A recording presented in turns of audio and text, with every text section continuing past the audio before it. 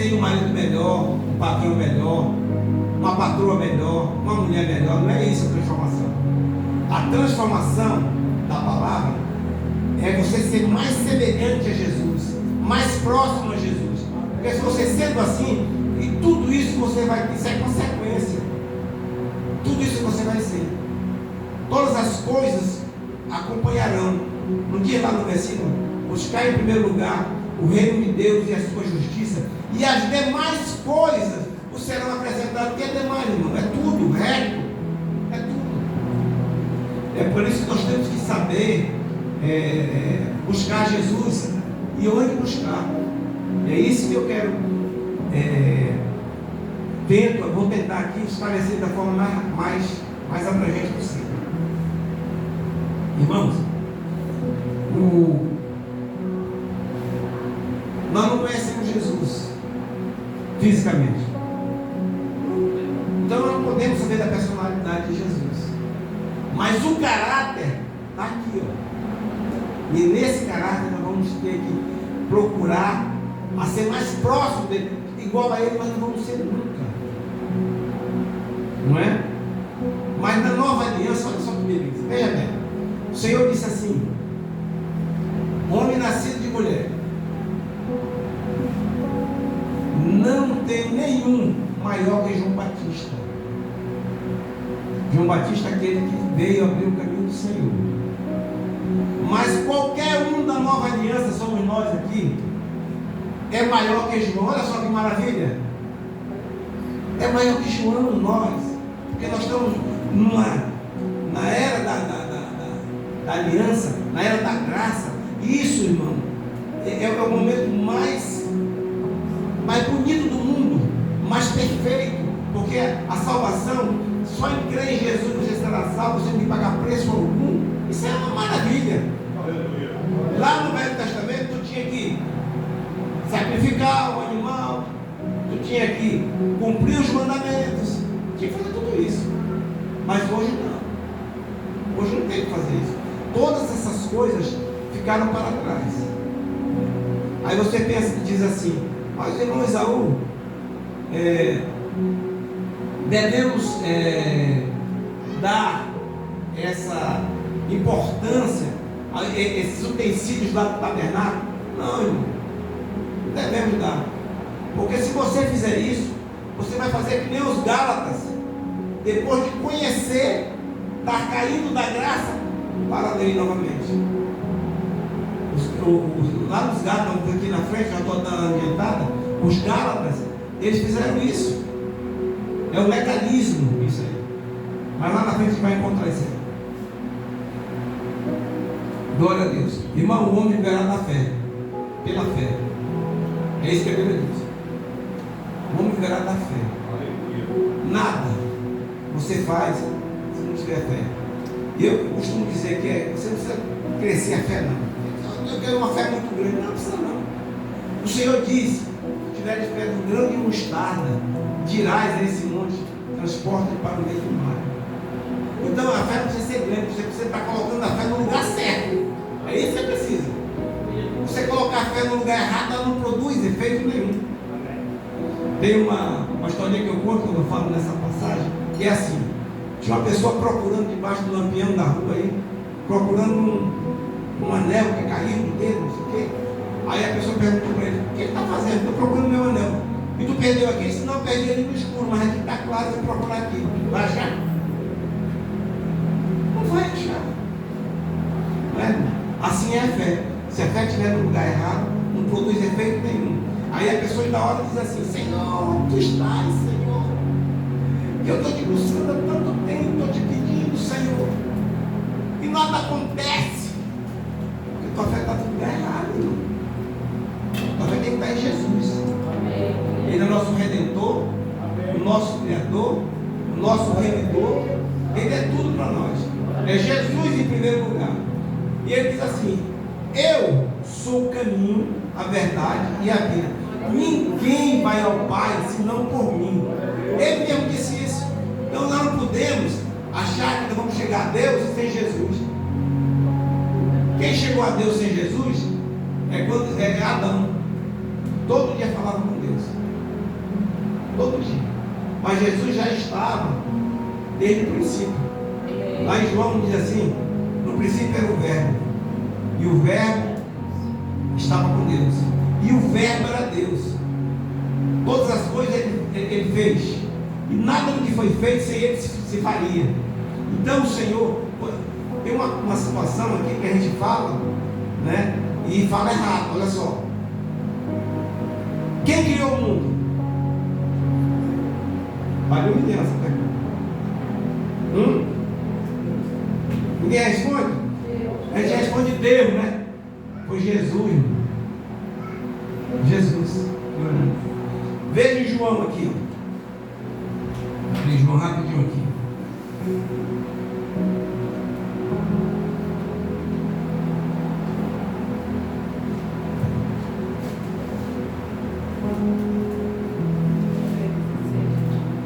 João 1. É o mesmo versículo que eu repeti para vocês. No princípio era o Verbo, e o Verbo estava com Deus, e o Verbo era Deus. Ele estava no princípio com Deus. Todas as coisas foram feitas por Ele. Olha aí. Foi o Verbo que fez todas as coisas, irmão.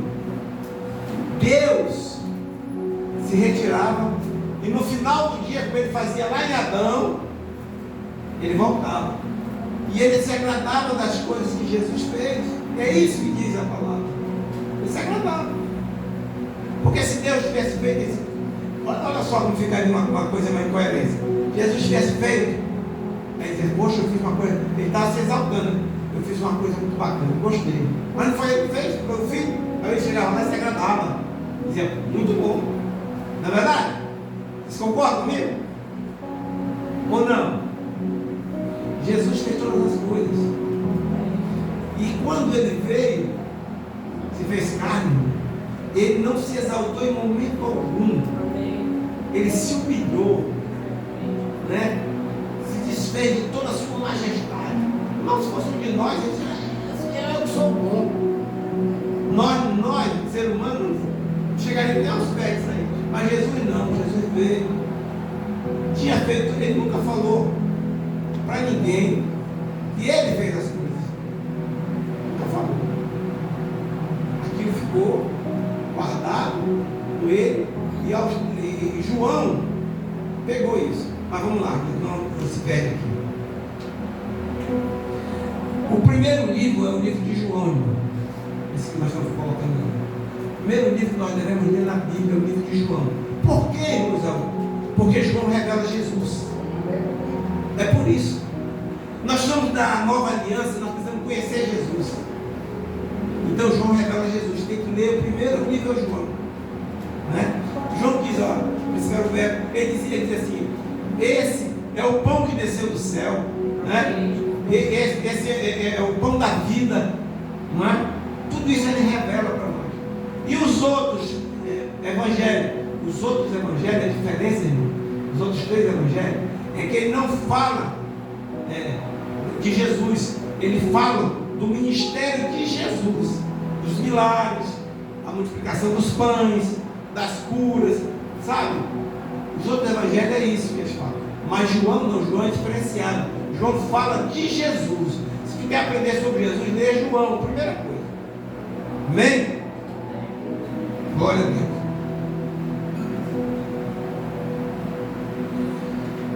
Glória a Deus, aleluia, Jesus. Irmãos, o segundo livro que nós devemos ler, Efésios. Por que Efésios? Tem tudo uma explicação, irmão. Não é nada gratuito. Tudo uma explicação. Por que Efésios? Porque Efésios revela quem você é. Amém? Você é filho de Deus. Você é filho. E se você não tomar esta posição de filho, irmão, você não tem como reivindicar os seus direitos. Você não tem.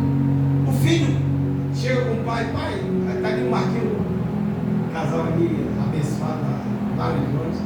Eu sei, tenho certeza que tudo que Marquinhos quer, pai, me dá isso aqui, vou me dar aquilo, ou vou fazer aquilo, estou precisando de um. Eles não. Marquinhos é filho. né? Se vier um estranho que nem conhece, pedir para ele, ele não vai fazer isso. A não ser que Deus mande, né? É outra história. Mas assim, o filho tem um tratamento diferenciado com os pais. O filho tem intimidade com os pais. O filho deita na cama do pai, abre a geladeira, faz o que ele quiser. O filho transita na casa como se tudo fosse dele, porque é dele também. Amém? E Efésios vai revelar a sua nova identidade. Nós estamos aqui reunidos, irmãos. Eu não sei quantos de nós sabemos que nós temos uma nova identidade. Nós nascemos de novo. Quem nasce de novo tem que ter uma nova identidade. Tem que ter uma nova identidade. E a nossa nova identidade? Somos filhos. Filhos amados. Somos filhos amados. Porque Ele nos comprou com alto preço. Não foi gratuito não. Ele pagou um preço muito alto na cruz do Calvário. Por nós. Aquele lugar era para nós, não era para Ele. E aconteceram muitas coisas para que Jesus não chegasse na cruz. Muitas coisas. Inclusive, o diabo tentou todas as formas de tirar a vida de Jesus. Começou lá no jardim. Ele começou a orar e começou a suar sangue. Quando a pessoa começa a suar sangue, aquilo é tipo uma espécie de derrame, né? Aquilo ali podia matar Jesus. Aquela chicotada, as costelas de Jesus estavam à parede, irmão. Jesus ele não foi só chicoteado, ele foi dilacerado, a Bíblia diz. Dilacerado. Dilacerar é arrancar, irmão, a pele e a carne. Então o preço de Jesus foi muito alto pela minha vida. Quando você compreende isso, você realmente dá significado para a vida de Jesus. Então, Efésios, você conhece quem é você na história. Amém? Irmãos, o terceiro livro que nós devemos ler era como, irmãos, eu não me lembrei, era anotar isso, porque se você pegar essa sequência, vai ser uma bênção na vida de vocês. O terceiro livro, irmão, é Gálatas. Olha só essa identificação de Gálatas. Ela é a vacina, Gálatas é a vacina contra o legalismo. Aquilo que eu falei lá. Os Gálatas, eles foram treinados por Paulo, foram evangelizados por Paulo, e eles estavam bem na graça. Eles foram batizados com o Espírito Santo. E aí Paulo se afastou. Chegaram os judeus e foram contaminar a mente deles. Olha, Jesus é só madeira.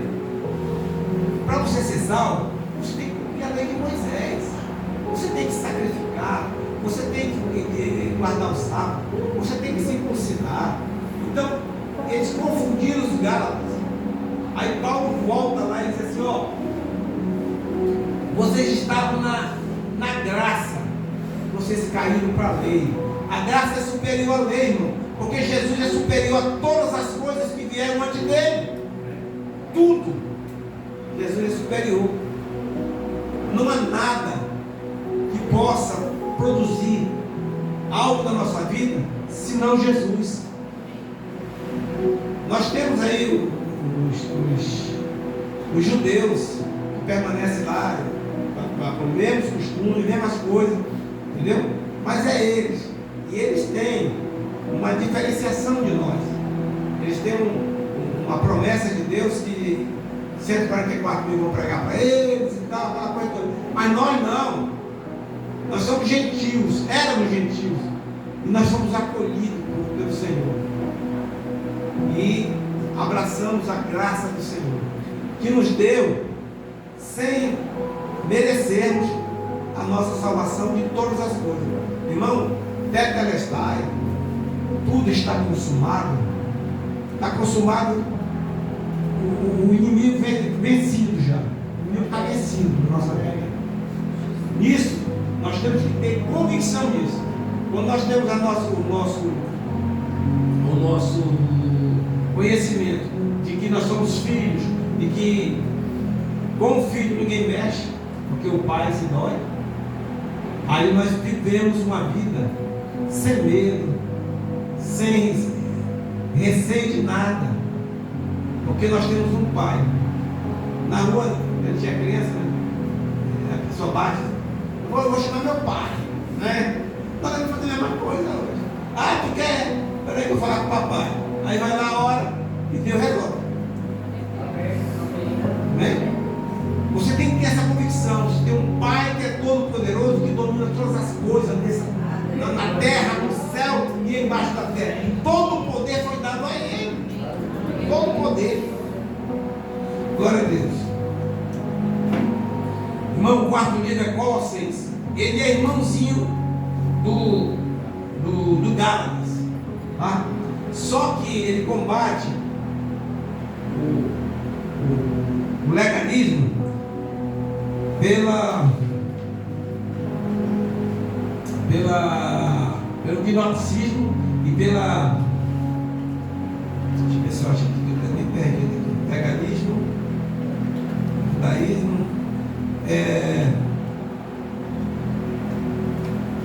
glória a Deus. Ele combate pelo gnosticismo, os gnósticos. Quem falou dele falar de gnósticos? Aqui. Levanta a mão. Quem é que fala de gnósticos? Irmão, eu não sei, em 96, o Senhor, eu não estava na igreja. Aí o Senhor me tomou e me levou, eu era justacista nessa época. Tinha um advogado lá, me convidou para uma reunião dos gnósticos, né? Eu fui lá, participei de 7 reuniões dele, 7. Fui lá para curiosidade, 7 reuniões. O Senhor permitiu isso. Olha só o que aconteceu. E aí, quando eu fui na 8ª, estava tudo fechado. Aí eu fui de novo fechado, aí eu não fui mais.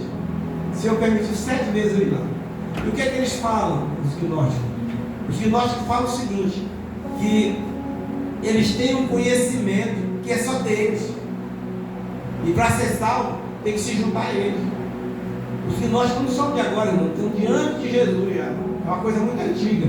Os gnósticos são pais de todas as seitas. Todas as seitas. Irmãos, o 6º livro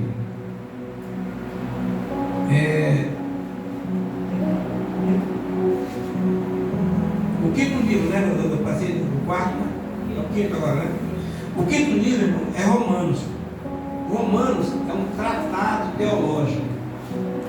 Essa frase encaixou bem? Tratado teológico. O tratado é o seguinte: não é um acordo, não é um contratozinho. O tratado geralmente se faz entre nações. Vamos fazer um tratado aqui com o Brasil e Estados Unidos. Aí tem 300 folhas de papel. É mais ou menos isso. E quando fala tratado, Romanos ele é um tratado teológico que fala do Evangelho de uma forma perfeita. E Romanos 10,4 já diz o seguinte: Jesus, vou até ler aqui, porque lendo a gente não passa por. Não pula as palavras, né? Romanos 10,4.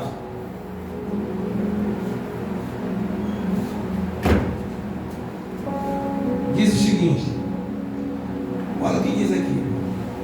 Nós temos que entender que a Bíblia não existe palavras soltas.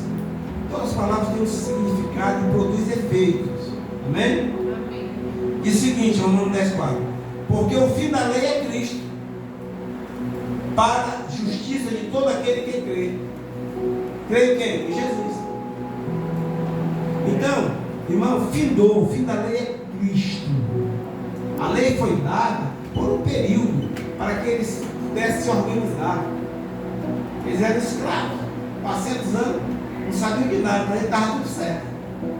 Tanto é que saíram do Egito, até o Monte Sinai não morreu ninguém, porque não tinha conhecimento. Mas quando a lei foi dada, Moisés desceu, morreram logo 3.000. É isso. Irmãos, nós temos em nossas mãos tudo aquilo que queremos. Basta você crer e pensar. O que é que tu quer? Pensa no que tu quer. E dizer assim: eu sou aquilo que o Senhor me der. Ele te dá tudo. Ele já te deu. Ele já te deu. Ele já te deu. Tu não fica pensando assim em achar que Senhor, tem crente que ora, irmão. É até os dois jeito. Oh, Pai, por que tu me dá isso, Pai? Como que Deus vai dar que Ele já te deu? É teu. Tu não tem que estar pedindo, se humilhando para pedir uma bênção do Senhor. Não, a bênção já é tua. Se você crê, recebe. Se você crê, você consegue todas as coisas. Todas as coisas. Para aquele que crê, não lembro muito bem esse versículo, mas eu estou mais ou menos remendando aqui. Todas as coisas, se você crê, você. Como é, pessoal? Diz aí. Todas as coisas cooperam para o bem. Todas as coisas cooperam para o bem daqueles que amam a Deus. Exatamente. Bem, às vezes, irmãos, nós temos um problema, aí a gente começa a querer murmurar, a querer reclamar. Não, todas as coisas cooperam para o bem daquele que ama a Deus. Amém. Eu não sei, Cris, né? Do livro, né? Está passando agora por uma. Não, é a tua irmã. Está passando por um problema agora que a cobra mordeu, né? A perna do livro, né? Mas até nisso nós temos que nos alegrar. É na dificuldade e na alegria. Mas se você crê verdadeiramente em Jesus, a tua oração é uma oração de dizer: Senhor, eu não quero aquilo, eu já tenho aquilo, eu vou viver já nessa situação de recebido. É assim que Deus trata, irmão. Já recebemos. Se você tem uma passagem aqui do monte, né? Ver se eu acho aqui, decorrer da palavra. Irmãos, Hebreus é o 6º livro, é o 2º tratado teológico. Se você quer conhecer o Velho Testamento, leia Hebreus, porque ele explica o Velho Testamento. Ele explica. Ele diz lá, era isso, agora é isso. Entendeu? É por isso, irmão, que nós não podemos dar ouvido a qualquer doutrina. Porque se você for dar ouvido a qualquer doutrina, te confunde, te leva realmente a fazer coisas que é contrário à palavra. É contrário. Você nem sente. Vai ouvindo. Acaba crendo e caminhando para aquilo ali. Quando a tua esperança, a tua vitória está toda em Jesus. Não tem outro não. Tem outro não. Então, olha só, Hebreus vai explicar o Antigo Testamento. Se você ler Hebreus, você vai entender o Velho Testamento. Você vai explicar Jesus ali. E tem outras passagens no Velho Testamento, tem muita coisa que aponta para Jesus. É tudo resumido. Olha, na cruz do Calvário, as doutrinas tinham um filtro. As doutrinas que vieram da velha aliança não passaram nenhuma. Porque tinha um filtro, entupia ali, não passava. Mas uma ou outra passava, mas sofria um upgrade, uma modificação. Por exemplo, amar o próximo como a. Não é? Amar o próximo a ti mesmo. Essa doutrina, irmão, é do Antigo Testamento. Quando ela foi para a cruz, ela sofreu um upgrade. E ela ficou assim, ó. Nós devemos amar o nosso próximo como Jesus nos amou. Essa é a nova aliança. Irmãos, essa questão de amar o próximo como a nós mesmos já é difícil, né? O próximo é qualquer pessoa, não precisa ser o nosso amigo, não. O próximo é uma pessoa que é o seu inimigo, é próximo, você tem que amar ele, né? Você tem que amar. Agora, se já é difícil amar quem nós conhecemos, imagina aquele que quer o nosso mal, né? É difícil. Agora, amar como Jesus nos amou, só Ele pode fazer isso por nós. Você tem que dizer: Senhor, vem, Senhor do céu, e faz com que eu ame essa pessoa, ou essa situação, porque nós não temos condição, não temos, humanamente falando, não temos isso. Vai ser mais espiritual do mundo, complicado. Aí o Senhor vem e Ele faz você ver aquilo que você não via, descobrir aquilo que você não sabe da outra pessoa, entendeu? Tem uns crentes antigos aí, ele não acha defeito de ninguém, mas ele tem uma virtude assim. Aí chegou um irmão para ele assim: eu tenho uma pessoa que você não acha virtude nenhuma. Quem? O diabo. Mas ele tem virtude. Não acredito. Tem. Ele é muito trabalhador. Trabalha 24 horas para perturbar a vida dos outros. Entendeu? Então, é mais ou menos isso que nós temos que ver. Ver nas pessoas pedir de Jesus, para que a gente possa entrar e caminhar com Ele. Porque senão nós não conseguimos. É difícil. Pois bem, então na cruz do Calvário, nenhuma doutrina daquela passou para a igreja. A doutrina da igreja está toda em Jesus. E está toda no Novo Testamento. Toda ela. Começa com João, Efésios, Gálatas, Colossenses. Aí você vai para 1 João. Lá em 1 João, vai falar do amor, né? Os primeiros capítulos, irmão, aí confunde. A leitura da Bíblia, a dificuldade é essa. Confunde um pouco, porque ele fala para os gnósticos. No início, nos primeiros capítulos de João, 1 João. Ele não fala para a igreja. Aí depois ele vai falar para a igreja mais para frente. Amém?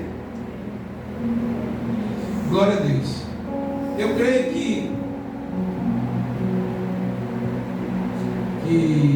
eu vou deixar aqui a palavra Marcos 10 ou 11,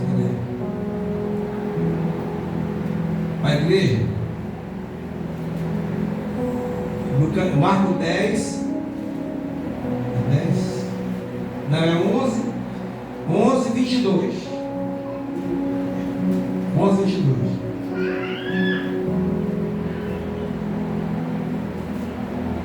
Bem, diz assim, ó: tenho fé em Deus, porque em verdade lhes digo que se alguém disser a este monte: levante-se e jogue-se no mar, e não duvidar no seu coração, mas crer que se fará o que se diz, assim será com ele.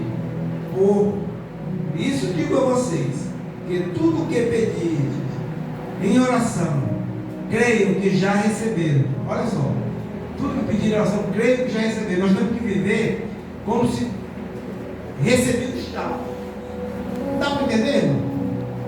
Você pede uma viagem, que é um exemplo mais fácil. Você quer ir para o Rio de Janeiro. Aí você, Senhor, eu quero ir para o Rio de Janeiro, Senhor, tal. Aí você já se vê lá na praia, já se vê lá no Pão de Açúcar, já se vê lá no Cristo Redentor, visitando. Você tem que se ver lá. Quando você faz isso, a sua mente, está trabalhando para que a sua fé complete a obra. E aí você consegue. Tem muita gente que não conhece Jesus, mas conhece essas regras. Então, um bilionário aí conhece as regras só. Ele não conhece Jesus. E assim será com vocês. Então nós temos que, quando orarmos, temos que orar não pedindo assim exatamente, Senhor, eu já me vejo lá nessa situação, aí começa a imaginar, o seu imaginário, começa a imaginar você caminhando lá pelo Rio de Janeiro, nas praias, sei lá para onde você tem que ir, nos restaurantes, tal, pronto. E é só isso. E o Senhor vai te dar isso de prova que a tua fé resolve todas as coisas. Você vai com a fé e Deus vem com a graça. Você não precisa gastar nada. Até situações, por exemplo, que você teria que desembolsar dinheiro, o Senhor providencia, sem gastar nada. Sem gastar nada. Eu não estou dizendo aqui para você achar, Senhor, agora eu quero um carro. Não é assim. Trabalhe, olha. E o Senhor, olhe ao Senhor. Se veja dirigindo esse carro, o Senhor vai te dar. Agora não peça assim peça um Lamborghini não, que aí é difícil, né? Aí Deus vai dizer assim, rapaz, eu vou ter que arrumar dinheiro de todo canto para dar um Lamborghini para esse rapaz. Tá bom, irmão? Agradeça a oportunidade em nome de Jesus.